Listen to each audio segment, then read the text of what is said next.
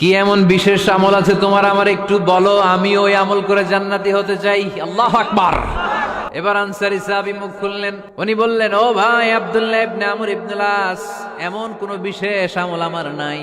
হালাল পন্থায় রুজি করি, ব্যবসা করি, নামাজের সময় নামাজ পড়ি, রাতে এসে ঘুমিয়ে যাই, ফজরের আগ দিয়ে উঠে তাহাজ্জুদ করি, সময় মতো জিকির আজকার করি, কোরআন তেলাওয়াত করি, কিছু দান সদকা করি। সবাই যা করে আমিও তাই করি, স্পেশাল কোনো আমল আমার জীবনে নাই। তবে আব্দুল্লাহ ইবনে আমর ইবনে আস, শুনে রাখো, একটা কাজ আমি প্রতি রাতে করি, হয়তোবা এই কারণেও বিশ্বনবী আমার ব্যাপারে এমন ঘোষণা দিতে পারে।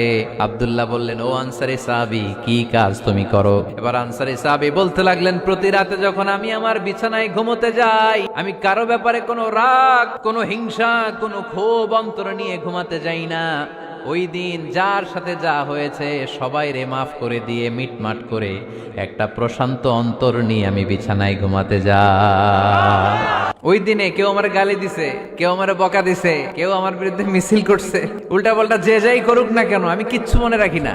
আওবি ইলা ফিরাশি, আমি এমন ভাবে আমার বিছানায় যাই, ওয়ালাইসা ফি কলবি হিকদুন আলা আহাদ, এমন অবস্থায় আমি শুয়ে পড়ি যে আমার হৃদয়ে কারো ব্যাপারে, আমার হৃদয়ে কোনো ক্ষোভ নাই, কোনো হিংসা নাই, কোনো অহংকার নাই, সব রাগ ক্ষোভ ভুলে গিয়ে সবাইকে ক্ষমা করে দিয়ে আমি বিছানায় ঘুমাতে যাই।